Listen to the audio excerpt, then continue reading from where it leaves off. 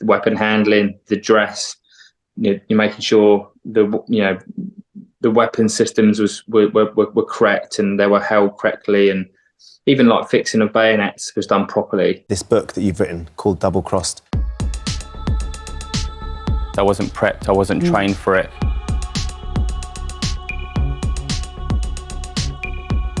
My regiment's name was tarnished. The British Army was tarnished.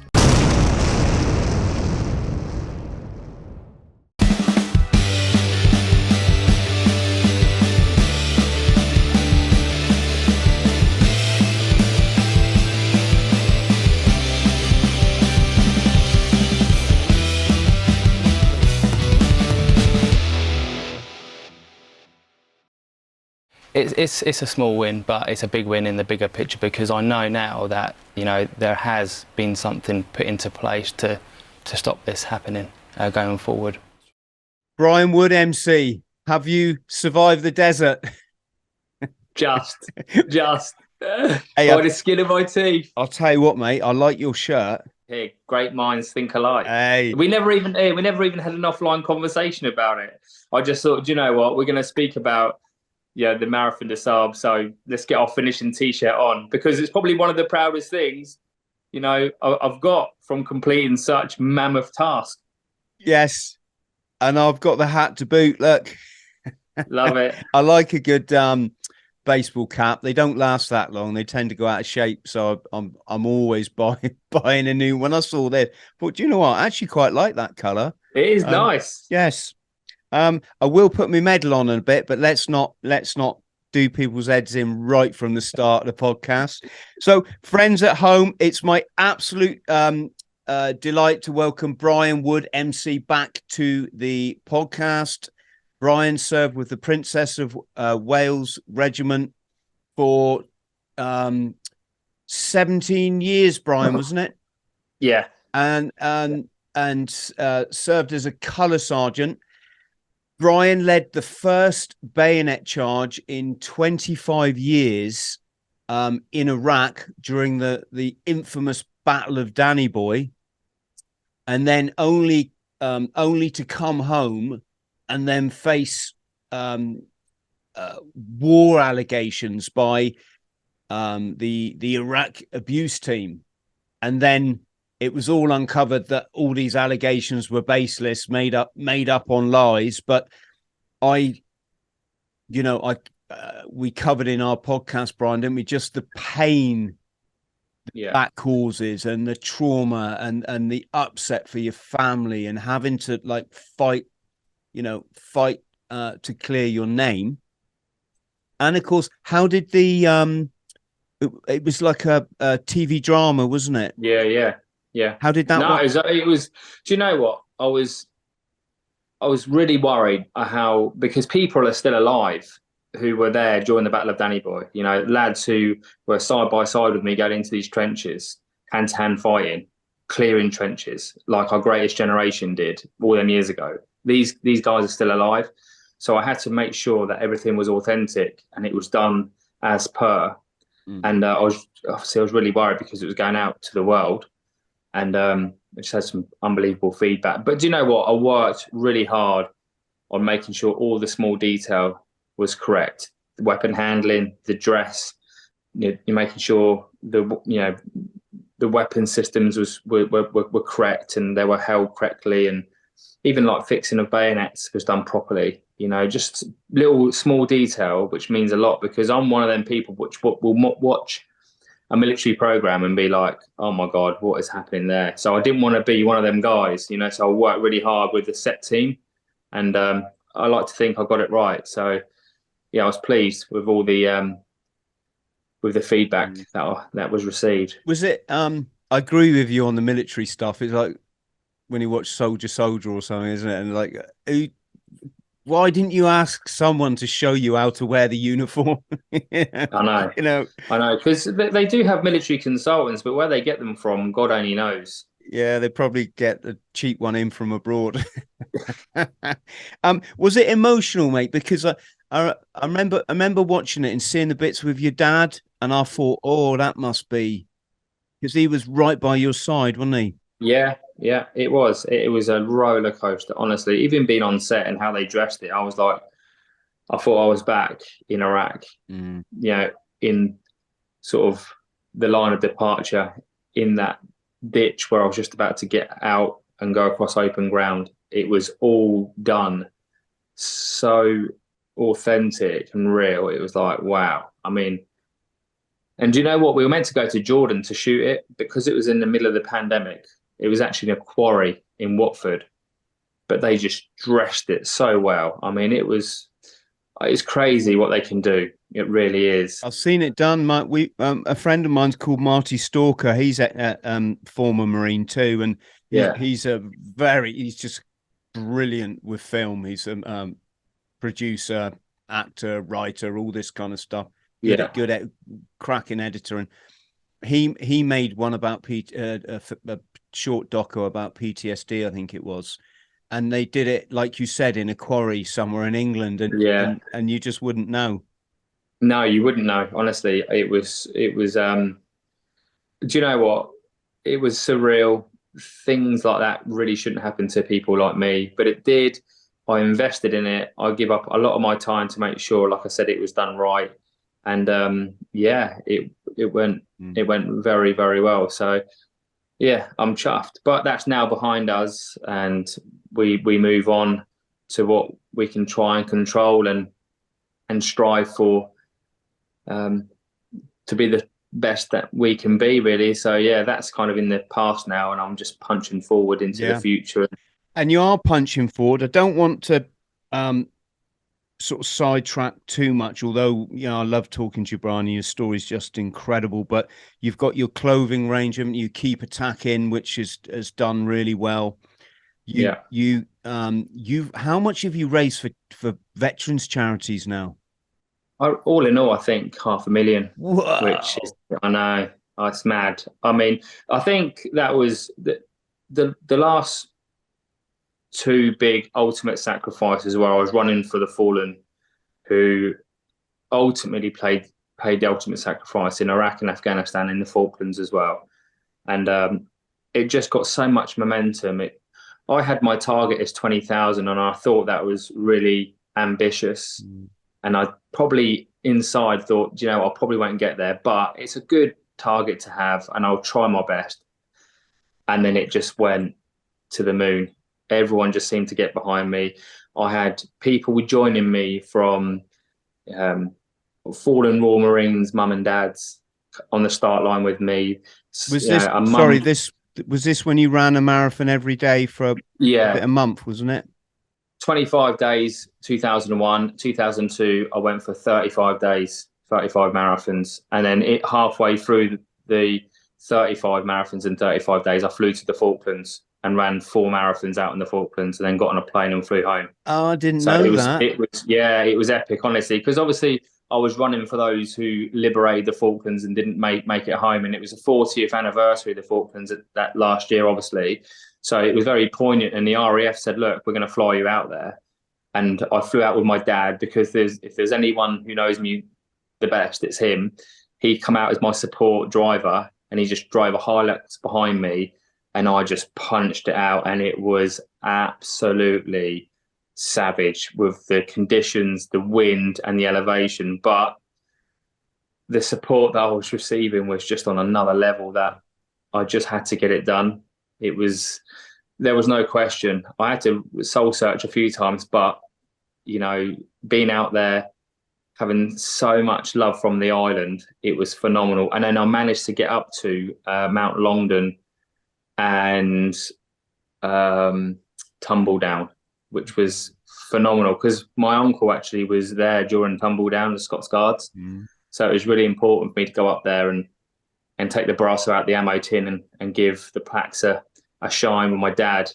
So some journey, and then I finished the 4 marathons straight on the flight, flew back, got to the UK, got changed, and went out. My dad was on the bike, and I was running again. So it was an amazing challenge. It was very personal, but then became very, I don't know, it just became as one because all the families were like messaging me saying, today you're running for my dad, because I had the names of each fallen service personnel on my t-shirt on the back.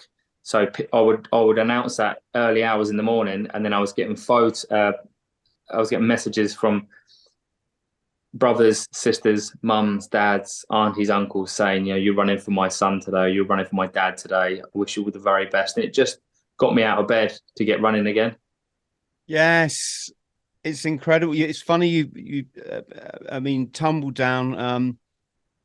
I'm really honoured that I'm friends with Captain Robert Lawrence. Yeah. Again, someone they made a they did, docudrama about. He's a lovely chap. And also Jimmy James O'Connell, who he got shot through the face. I'm pretty sure that was Longdon. Yeah. The parachute regiment, obviously, and that was a bloody one, wasn't it, Longdon? Yeah, honestly, Chris, I had so much respect for those who went out there and liberated the island, but I didn't really sort of understand the conditions that they were up against until I actually went there. And I was like, do you know what? I was like, how did these men even do this? Like I was at the RG's defensive positions up in them hilltops, mountaintops, and I was looking down and I was thinking, how? Yeah, how? It just insane. Some of the stories we've had on the show, some of the stories the lads have told me, some just, I mean, the weight they carried was insane. It's like literally having a big person and you've got to carry, that was the weight of the equipment. And Jimmy was saying when he came on and he said when they went ashore, he said sleeping bags, Chris, we were going for a fight. The Paris ditched all their warm gear and their bags and everything, and so they had to huddle up for just what so getting back to the marathon thing, Brian, what when you've been doing these or what's your best marathon time?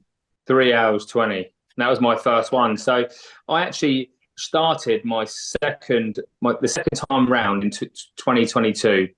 My first marathon of 35 was the London Marathon, and that was my quickest time. I done it in 3 hours 20, which is not super rapid, but I had 34 marathons to go after that. Yeah. And do you know what as well, Chris? The first time I did it in 2021, I was a broken RG, mate. I was a broken man. I was riddled with niggles, injuries, stress fractures, but I managed to get it done. The second time round, I flew. Honestly, I think it's because mentally I knew I could do it because I'd done it the first time round, and I flew. I only done 6 marathons out of 35 over 4 hours, and 4 of them were in the Falklands. I went mad. Honestly, I just felt unbelievable. People wouldn't come running with me this time because of my pace, which I could kind of understand. So people were just jumping on bikes and stuff, but they couldn't run where last time I had loads of runners because my pace was a lot slower. But I don't know what I changed, but I just mentally, I was just in such a refreshing, good place. I was so positive. I knew I could do it. And I was just telling myself, I can absolutely do it. And let's try and like push the time. Let's try and turn the screw a little bit. And that's what I was doing. I was really feeling good. And my dad was on the phone saying, son, you need to calm down. You've got like a long way to go. But I said, Dad, I will run how I feel, because I'll never just mince it. If I feel good, I will push the pace. And if I feel terrible, I'll survive and just get through it. Yeah. Basically like the NDS. But we'll speak about that in a bit. What I do, Brian, and for our friends at home, I just want to compare some stuff with Brian, folks. I'm not trying to, black cat my guest. If you're wondering what black cat is that a military term, Brian? Or is that just a Marine? I think it's probably bootneck, because you have your own language. Yeah. it's when someone says, "Look, oh, my cat's black," and you're like, "My cat's blacker than yours." But no, just for all our techie runner technicians listening. So, I did the London at 2005, so I would have been 35. I did the 6-month training because I'm one of these people I only start when I know that I'm in it. Yeah. Didn't go overboard. I was partying massively. I was going out like all weekend long partying and having just run like 20 miles or whatever. But I really didn't do like these big long. I was doing like 8-milers and stuff, 4-mile at 8 mile. And I started off, friends, just for anyone who wants to live the dream. My first run for the London was a 1/4 mile round the block, and I was hanging out. And so don't think you can't do it but so with 6 months training, I did 3:56. That's really good. Well, I was so happy, mate, that they say a proper marathon is under 4 hours, don't they? Because it means you didn't walk. Yeah. Basically, it means you didn't walk. And I actually tried to walk, and it was so painful with my stiff groin that I was like, no, I'm not doing that. And I just kept, when I crossed that line and I looked up and it said like 4:15 or so, I was like, and then I remembered, no, the clock starts ticking when the first person goes. So I clicked off my stopwatch, 3:56. I was so, one of the proudest days of my life, you know. I got myself over that line. I got myself up on Dartmoor running in the rain, you know.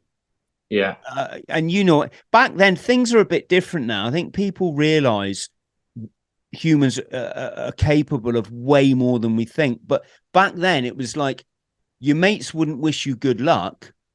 They'd all tell you, you'll never do it. What, you're crazy. What, I mean, it's times have changed a bit, haven't they? Yeah. You know? Yeah. So that was that. And when I did my big run, I did, I'll say 36 ultra marathons, which is a bit of a selling point. It wasn't much over a marathon each day, Brian, to be honest. I think I averaged about 28 miles a day for 36 days. So this is my John O'Groats to Land's End run, folks. Yeah. But I was carrying like all my camping equipment, which started off as 15 kilos. Then I got a shin splint after 500 miles. So I just had to thin that weight down. And it's a remarkable, and we're going to come on and talk about this in the Marathon of the Suns. It's remarkable what you get rid of when you realize I can do without that. 100%. You know, I can get that off someone if I need it. You know, and I just took however long it took to get that over, you know, anything over a marathon.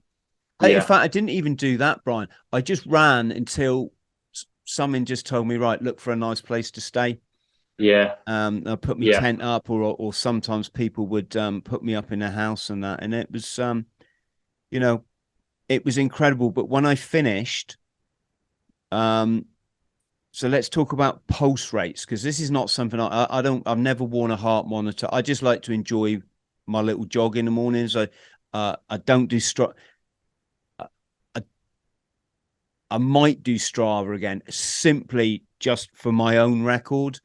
But this thing about like everyone sees your running for me is like really personal, and it's my meditation. And sometimes I'll run half a mile, shit my pants, and have to come home again. Right? Yeah, actually, I did do that on the marathon. This sounds twice, folks. You in 3/4. Don't worry. Yes, doing the toughest foot race in the world with chronic diarrhea, folks. Not recommended. But here's the thing, Brian. Seriously, like sometimes, you know, I'll go out for a run half a mile. If I'm not feeling it, I'll walk. I'll go in a pub if if that's what I felt like doing. And the notion that you're putting all this on your tracker and the world, I don't really give a shit. But I just thought, is there no privacy these days? Can't I just like run, and I don't have to have everyone go, oh, nice run, Chris? Yeah, I know. I get what you're saying, but I would counter that argument to say your post could get two, three, or four or five people out running that day. So what you're Ah, doing for them, it's not about you and how you feel and what you think of that day. It's how can I help other people? Your selfless commitment by posting what you're doing is infectious to others. So they look at that and go, Chris is doing that again. I'm going to get my trainers on. That's how I see that. So I do post on Strava because of the amount of messages that I've got saying, Woody, you got me out the door this morning. Thank you. I've achieved my aim there. It's not about me. I know I can run. You know, sometimes I have shit runs. Sometimes I have good runs, but I post my shit runs as well because I'm only human. I'm not one of those that post a perfect life because life isn't yeah, perfect. We got know you. that. But I post my shit runs as well. People actually react to that more because everyone's only human. We have good days, we perform. We have bad days where we can't perform. So therefore, I do share it because I know if I can get one or two for people out of the door, I know how important fitness is for your mental capabilities, and it's huge. Like you said earlier, it's your meditation. Absolutely, it's my freedom. It's my go-to when I'm feeling like shit. When I have bad days, I'm like, let's go, let's get out in the fresh air, let's get on a tarmac Yeah. because then it's an instant relief for me. That's my drug.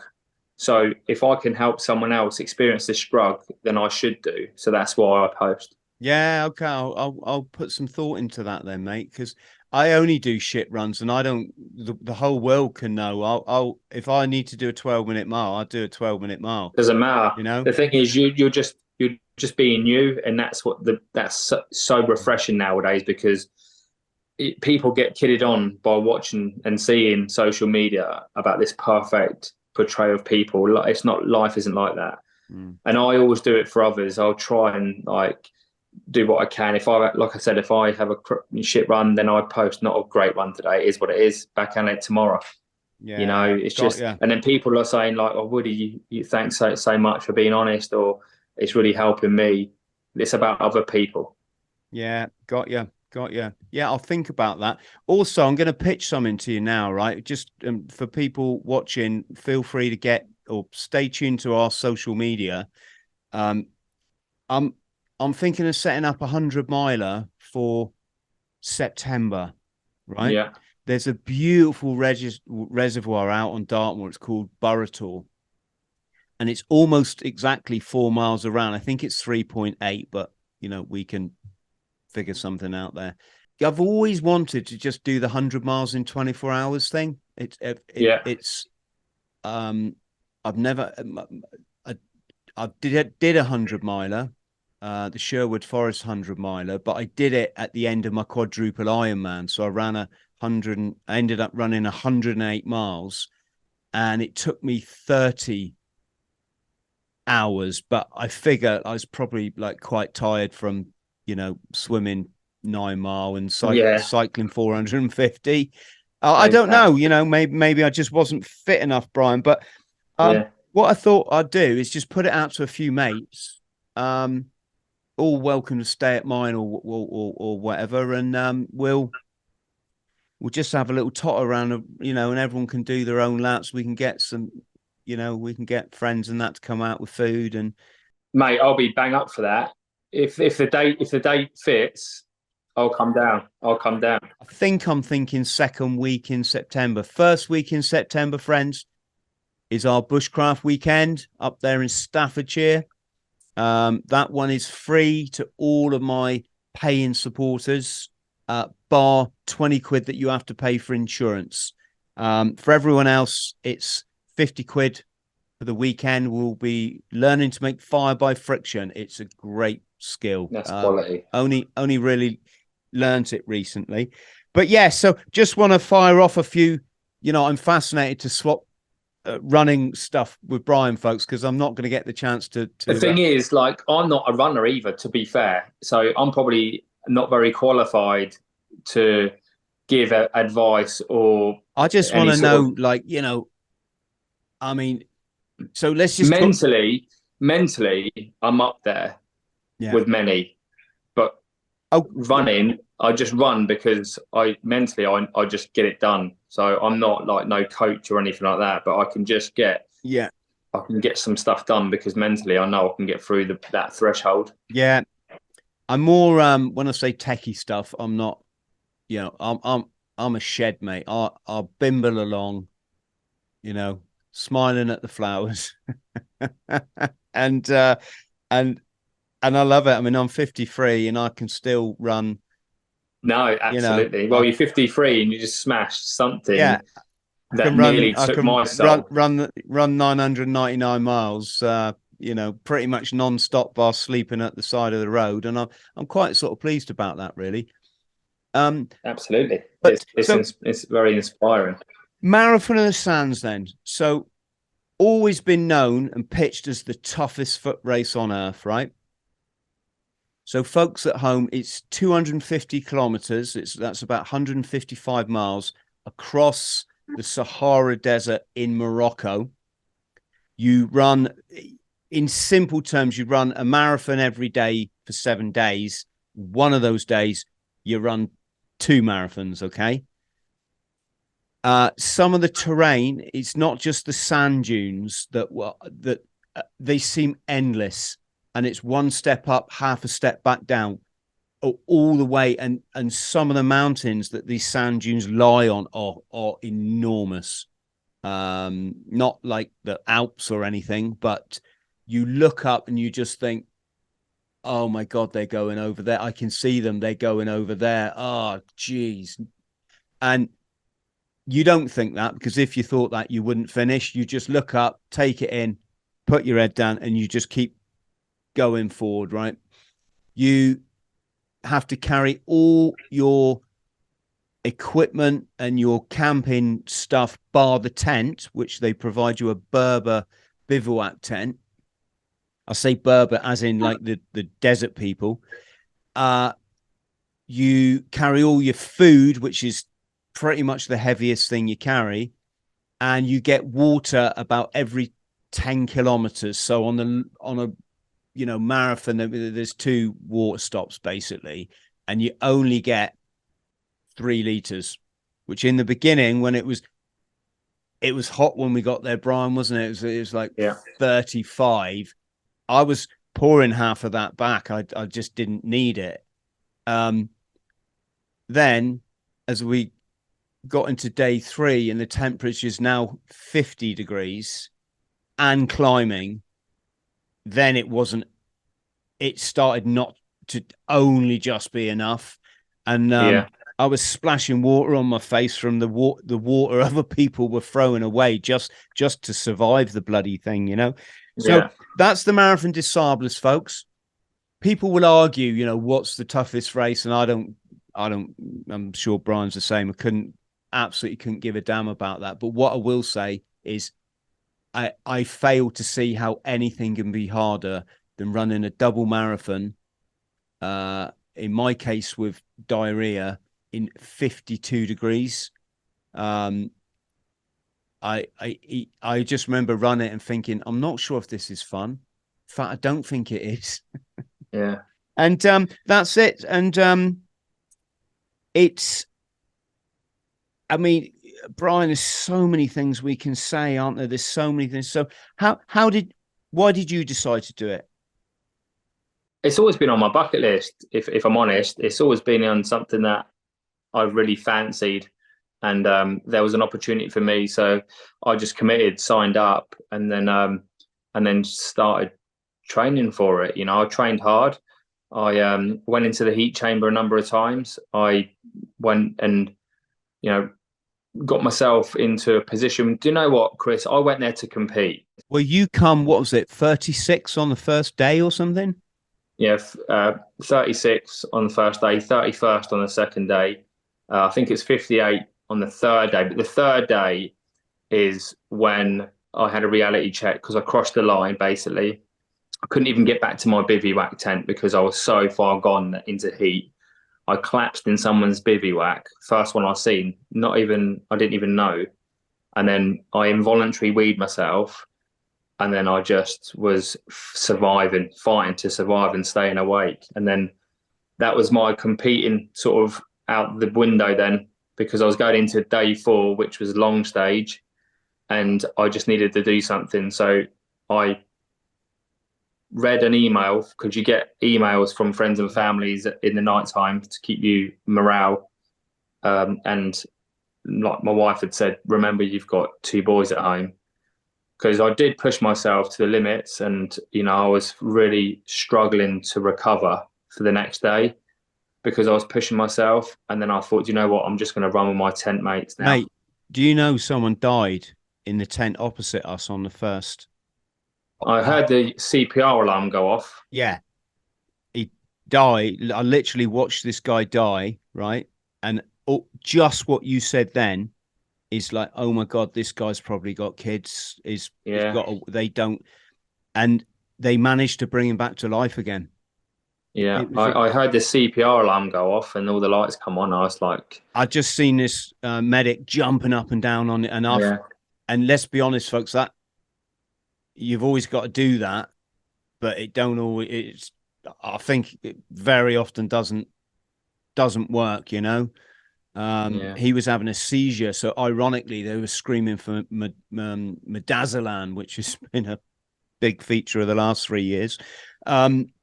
But yeah, I just remember watching it and thinking, God, that's someone's dream there, isn't it? And so, yeah, you made a good call. You made a good call. I mean, I think everybody goes there kind of half hoping they're really going to just be some kind of superstar. And the reality check is that even on the first day, I ran all the way to the first checkpoint. That was almost a half marathon, wasn't it? Or about 10 mile or something. Yeah. And upon reaching it, Brian, I realized, no, this is different, But then again, I should say you train really hard. I did 10 weeks training, and that was the first run-in I'd done, I'd say, in quite some time. I was down for spinal surgery for a second time.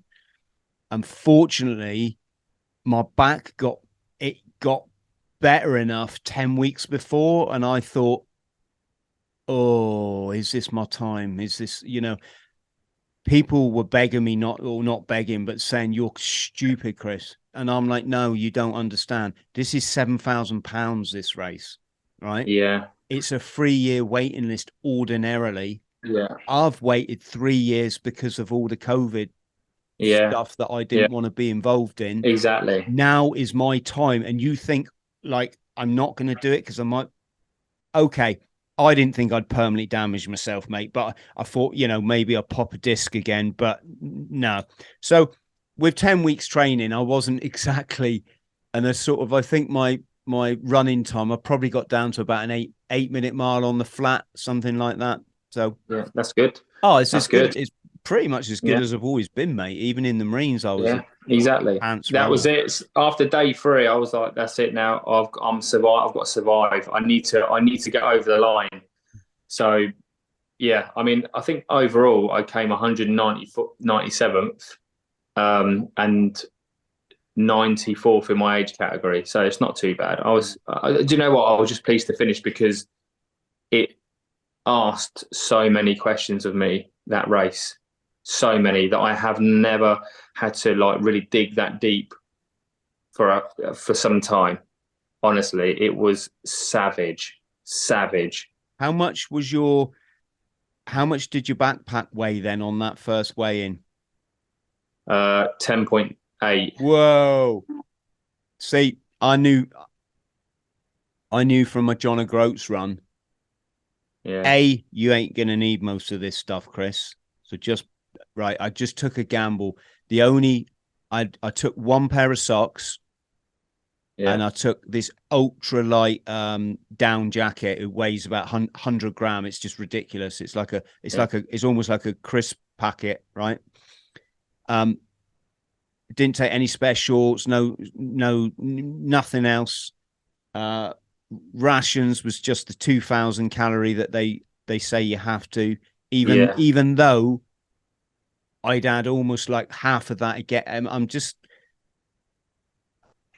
thought this is going to be brutal, and the more that was the other thing that I did in my preparation is I lost 14 pounds in weight. So I went from 11.5 stone down to just over 10 stone.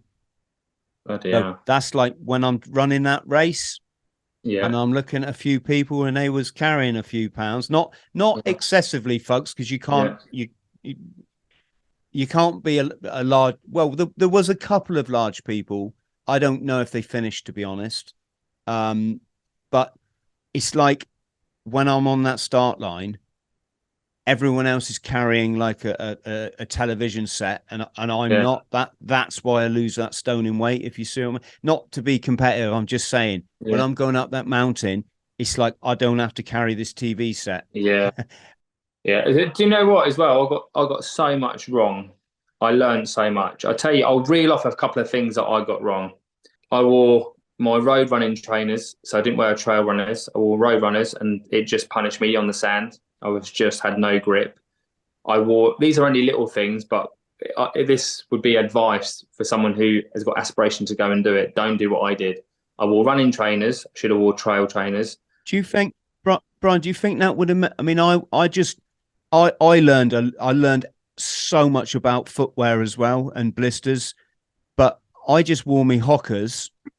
I had to bin a nice Were pair. your hockers? Were your hockers trail hockers? I bought trail Hockers, but I bought them a size bigger. And then after Yeah. going through everything and the literature and the videos, and everyone's going, no, don't go longer. Your feet are going to slide around. Go wide. So I bought extra wide Hockers, and they still weren't wide enough. But Yeah. no, they weren't trail. They were road shoes. And yes, Yeah. See, I did slip, like I said. yeah.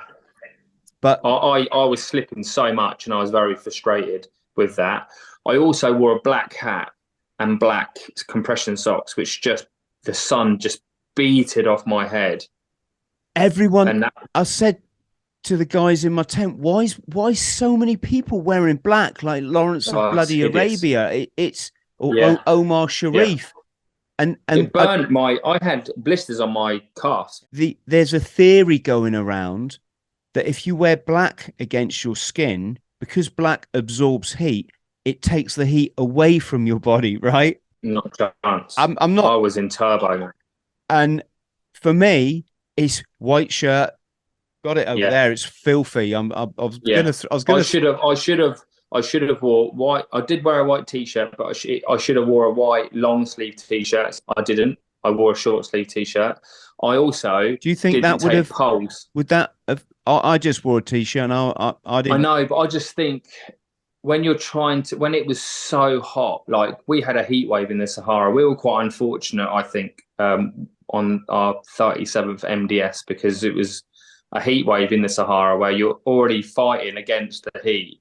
Yeah, already fighting against the heat, but then to have a heat wave in them conditions was just unprecedented, and it was. It does make a difference because my skin was so hot and I was already at the threshold. I just think if I limited or managed expectations, I probably wouldn't have felt as bad as I did. I don't know. I'm not scientific. I didn't, I wasn't attached to anything to see what I was body temperature wise, but I just think little things like that make a big difference. I didn't take poles. I think I should have took poles because when I was on the dune stages, people were flying past me on the poles when we were climbing the Jebels, and it's not just a little 100-meter incline. This thing is so steep, you've got to hold on to rope. We did it. You got to clip on, and you've got to drag yourself up these steepest of inclines, and it's just horrendous. Do you know what I was doing on that? The one with a rope. I was stopping and getting the lad behind me. We were lifting the bloody rocks down that were like that big that every other runner had gone past, but they were right on the edge of the trail, like literally on the trail, just about to. And I'm like, mate, you can't leave that there. Like, give us down. We were shoving them off the side. The walking poles, I hate them, mate. Right. And my thing about it is look at the front runners. Do they carry poles? Nah, they're but I'm not poo-pooing what you're saying, Brian. I'm just for me, I tried them on my John O'Groats run. I ran about quarter of a mile, and I lent them up against. It's definitely each to their own. The way people were going past me, and I just thought, if I could dig in these sands with these poles, I would not be this slow. But next time I would actually give them a go and see if they did make any sort of difference. But if someone's training, I would definitely say get them and see what you're like with them. I mean, they're not a necessity because we done it without them, but I do believe I would have benefited personally on the dunes and going up some of the jebbles because of the way the terrain was. It was a lot of rocks and navigating your way through that. And my nutrition, I bought the best nutrition, Chris, and then at the last minute in my kitchen, I ditched it because I thought I could get throughout the day, I could get it done on fruit pastels, Haribo, and some Twiglets, and it bit me on the arse. It bit me on the arse massively. Yes. So don't do that. If you're watching this and you're going to go, do the right thing and get the right nutrition, because it will keep your energy sustained. Where I was probably each day, 4 miles to the end, I was surviving just because I just didn't have any energy, and I was having the wrong. Well, I couldn't eat, so that was not an issue for me. Yeah, I remember running past, and I see you, and you had your earphones in, and I was like, "How you getting on, Mucker G?" And you were like, "I'm fucking surviving. I'm just surviving." And I was like, "So am I."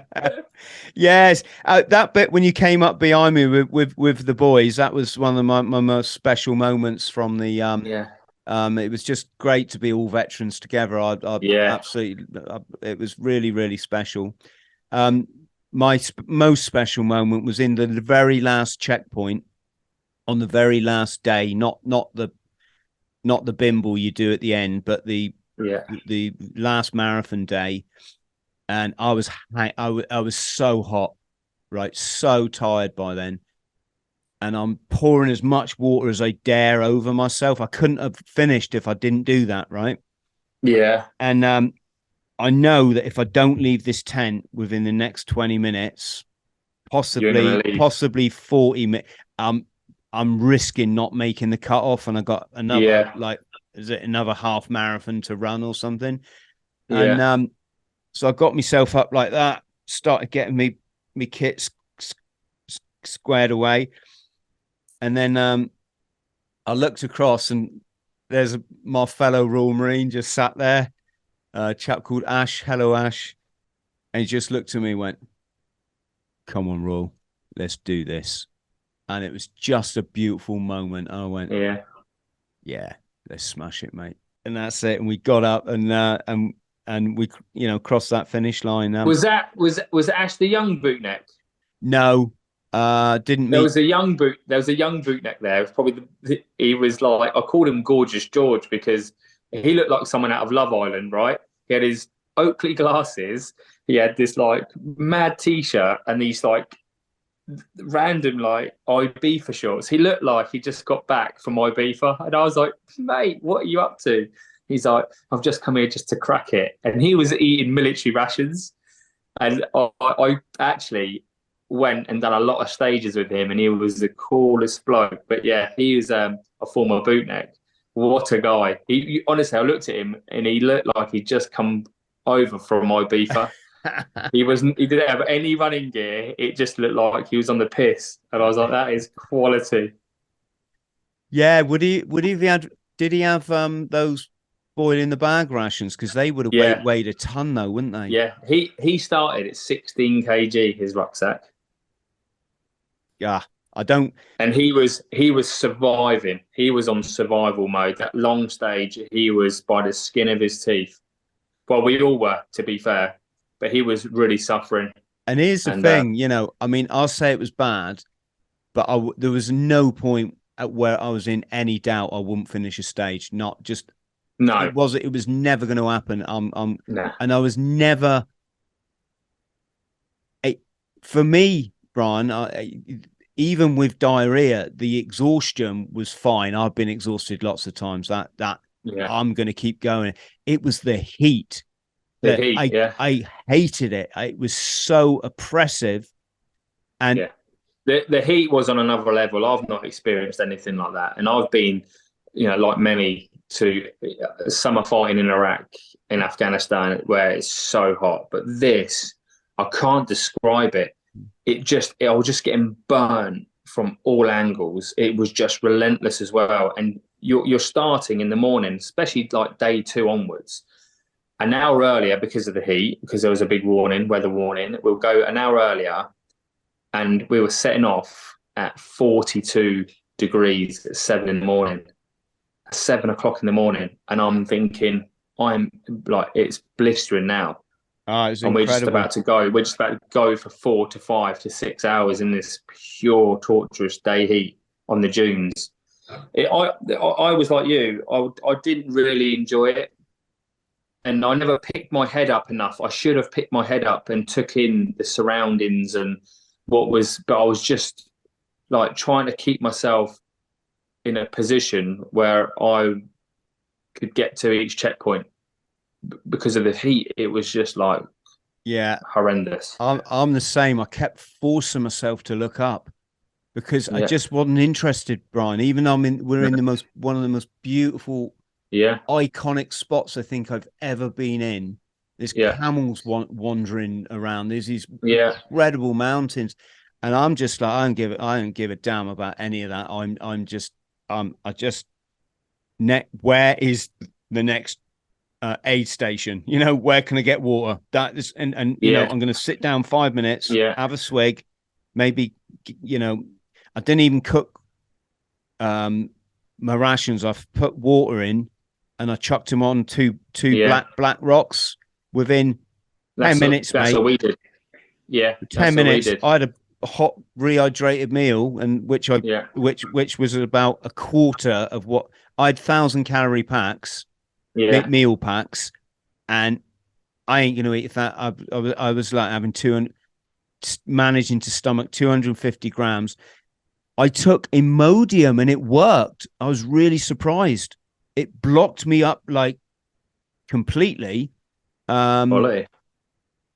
There was one time I didn't take it and I had to do the old like run behind a bush. Yeah. There were people going. The thing is, though, that was just a normal sight. After like 2 days into this journey, when I first got there, I was seeing people going for a toilet straight in front of me, and I thought that's a bit random. But it is what it is, isn't it? And then when you're running, you've got to just deal with it. And people were just squatting everywhere, and I thought, do you know what? It's normal. Let's go, because I didn't care. I was so exhausted anyway. I was just, it didn't bother me. I was like, that's just what it is. I didn't even stop, mate. I did a Dean Karnazes, he's been on the show. He's a very lovely mate. He's called the Ultra Marathon Man. He was one of the original guys that started off this sport. Not the MDS, because it goes back 37 years, but Dean's been at this about 30 years now. Anyway, he said on his first ultra, he wondered what these long streaks of water were, that like all the. And then he worked it out. He said, people don't want to stop. They just want to keep. No. So I was testing out that theory. And actually, you're probably more convenient just to stop. But it does work. The thing is, and people aren't even bothered about it. They're like, it is what it is. Yeah. Here's a techie thing for you, right? When I did the John O'Groats run, I went up to hospital because I had vertigo one day for some weird. I think it was the first time I ever wore glasses on the computer. It like triggered my mind or something. So I went up to the hospital. My whole world was spinning for 2 days. It was just horrible. Couldn't lie down. Couldn't do nothing. So I went up to the hospital. They put me in is it the EC? The emergency room. Yeah. Right. And I'm sat there on my own. I think my brother might have been with me. And you know what it's like. You wait about an hour and then a doctor appears. And I'm like, Doc, what's the matter? He said, when we took your readings, you've got an abnormally low heart rate. are you like some sort of extreme athlete by any chance? And Yeah. I said, no, I'm not an extreme athlete, but I have just run the length of the country. They're like, oh, I was 38 beats per minute, which I didn't even occur to me to see what my pulse was, but I was 38 beats per minute. When I went for MDS, I got down to 43. I was really chuffed about that. Yeah. Do you have any idea what yours was? I don't even know. No, I don't have a clue. the downside is I get cold really, really easily. Yeah. I was really worried about getting cold in the desert, especially when I ditched all my gear. But It was so hot, wasn't it, at night? It was so hot at night. I only had to get my sleeping bag once. I know, it was so warm. And the thing is, well, like, I think the helicopters have never been so busy. They said that this year was the most they've ever spent on aviation fuel because that was picking people up. They were non-stop, weren't they? And the skies collecting people. I don't know, mate, how more people didn't die. I say more people. No, how people. I seen one English guy running back down the Jebel, right back down. He's got no kit on or nothing. Yeah, that was Mick. That was my tent mate. Yeah. So basically, we would hit the SOS button, and they said 20 minutes. The helicopter will be with you in the brief. So this was 40 minutes later. He is now into deep heat exhaustion. He's shivering, vomiting projectile, freezing cold, and then wants to sleep. So this is serious now. And then the lad in my tent, he's taking his kit off and he's running back down the Jebel to go and try and identify help. Yeah. Crazy, honestly. I was at the checkpoint. Well, it wasn't a checkpoint. It was a truck. And I'd stopped there to say, look, I need another bottle of water or whatever. And they said, oh, it's a time penalty. I'm like, yeah, but I gave my water to someone else to save their life. So how the fuck does this? Is a bit of a, bit of an exaggeration. I gave some water to a mate to keep him cold, but technically, I thought it was a bad precedent to set, not giving people. But as I was sat in the shade of that truck, just glugged that 1.5 liters of water straight down, and then your mate come running back down, and that wasn't that. I saw that. I mean, that personally, I saw 5 or 6 times, Brian. People just unconscious, and I mean, in the Marines, we used to say you can pee on someone, to bring their temp, and I'm guessing you could because my water was as hot as pee. Red hot. It was, but as soon as I put it on me, it turned to cold. It was really weird. Yeah. We had a British female medic with us. She was basically bypassing us just before we started to climb the Jebel, and that's where Mick had gone into real bad state. She was phenomenal. I mean, I've actually then connected with her on social media since. She was phenomenal. Like, he knew he owed her a thank you because she was so swept up. Basically looked after him until the helicopter arrived. 45 minutes it took, the helicopter, and they put an IV straight into him straight away. One bag was gone. They put another bag into him, and then he started to come round and was responsive then. And just seeing that was like, I mean, that's mad. But do you know what as well? The only people which really stopped to see if he was all right was the British. Yeah, well, everyone else just bypassed. And there's every nationality on that run. The only people which wanted to find out if he was all right was the British. But mate, I don't know. I stopped at every single person that was collapsed. Yeah, to see if I could help. I mean, I couldn't morally just run past. No. Sometimes when I realise that sometimes when I realise, look, there's 7 or 8 people here now, and 2 of them are his then I felt okay. Yeah, of course, absolutely. To keep... like, there was nothing else anyone could have done, but it was just nice to see people who had concern, and other people just punch past, not even interested. Did your chap? Was that the end of his race then? Yeah, that was the end of his race. Yeah, I couldn't Yeah. believe it on the second day in our tent. This honestly had not occurred to me. Is we're lying there. There was the two boys that always came in before me. Then I would come. Then another couple of guys would come, and then the last two, obviously. And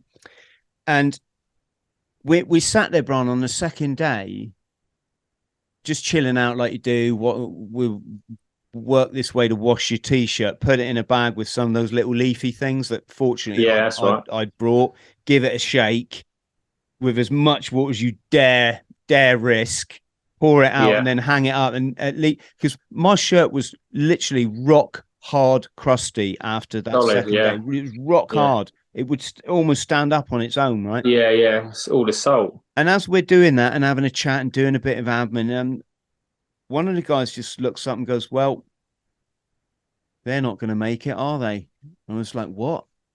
It's like three of our guys are still out. The cutoff's in 20 minutes. I'm like, right, let's get out there, you know. And so we ran. A couple of us ran back down the course, and one of our buddies, he was doing it. You know, he was going to make it, but we just wanted to say, "Do you know you've got like 4.5 minutes left, and you've still got 500 meters to." But the other couple of guys, I think it was that Jebel, mate, on that second day. Yeah. And it hadn't occurred to me, Brian, that people dropped out of things like this. Yeah. It just hadn't occurred. It was, one of the chaps was a good mate of mine. We've been doing all the preparation together and the medicals and all that is absolutely I'm not going to mention any names just because but it was I found it was a big shock. That's like the reality when you go in when you go on active service and things start going bang and you're like, oh right, this is real now. Yeah. That was a strange one. That was strange. So I think we've just about covered it, mate, haven't we? What was it like crossing the finish line? No, honestly, it was amazing. And I hope like this video is not to put anyone off because anyone can, if you put your mind to something, you can achieve. Yeah. Well, we are just stating, you know, what we've experienced and how we felt. But what an experience. What a journey. I've made lifelong friends who I never even met, who I will stay in contact with because of the Marathon des Sables. It was a phenomenal experience. It tested me in all different ways, shape, size, and form. And crossing that line was a thing of beauty. Yes. So just to back Brian up there, folks. So we did it in the second toughest year in the 37-year history. Yeah, I think we were unlucky, weren't we? Yeah. I personally wouldn't have it any other way. I think it's a great accolade to us, mate, that we just cracked on and everyone else that gave it a go, and certainly to the people that made it to the end. I wouldn't put anyone off it, Brian, because I did 10 weeks training, folks. Yeah. Done the toughest on 10 weeks, right? And as we've ascertained, I run like 12-minute miles. I do run a few hills in those miles, but even at my absolute fittest, I can maybe bang out an 8-minute mile if it's flat. So not in any way like super fit. My heat preparation was I've got a sauna in the back garden, so I just literally I have a sauna every day anyway, and I just tried to spend as much time as I could. You know, I was having like 1.5-hour sessions doing step ups and stuff, wondering that if I have a heart attack now and die, like no one's, my other half would probably won't bother coming to fight me. So folks, absolutely. The one thing I did before that finish line, even though the clock was ticking, I think I still had a couple of hours or something. I can't remember, but is I took those bloody gaiters off. I went Yeah. mate. I went barefoot on the last marathon. Not barefoot. I took my Socks off. socks. I didn't wear Yeah. socks for that whole of that last marathon because they were pushing. I had those double lining socks, which ordinarily have always done me all right, right? Yeah. But that double lining on top of swollen feet in trainers that they're just extra wide and not wide enough for my feet. Yeah. And also the gaiters crush them in because of And the the Velcro. gaiters pull them in. Yeah.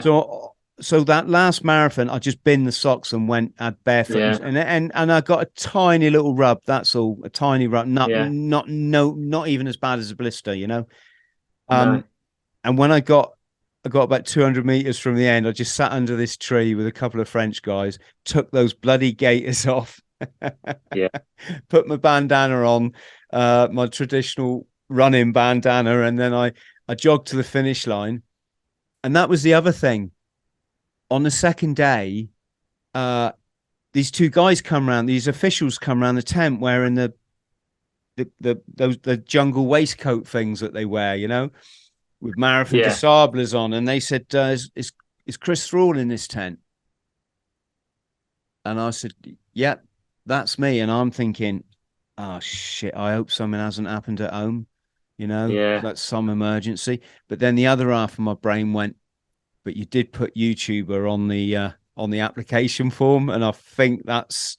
And they said, you're a YouTuber.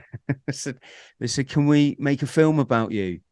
Oh, fair They play. actually made a whole documentary, a mini. I mean, it's like about Yeah. 3-4 minutes, just about me, Brian. Right? That's class, mate. And That's they only chose about 8 people out of the 1,000, was it 1,200 Yeah. people, that Yeah. only chose 8 people to make a doco on.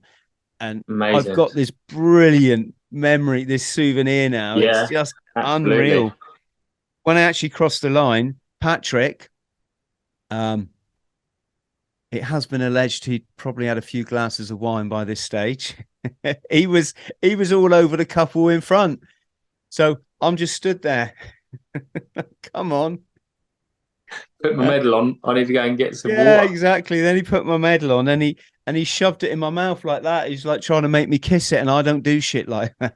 I do a Yeah. lot of stuff. I'm like, no, you're right. No. Yeah. It is just a race, mate. It's special, but Yeah.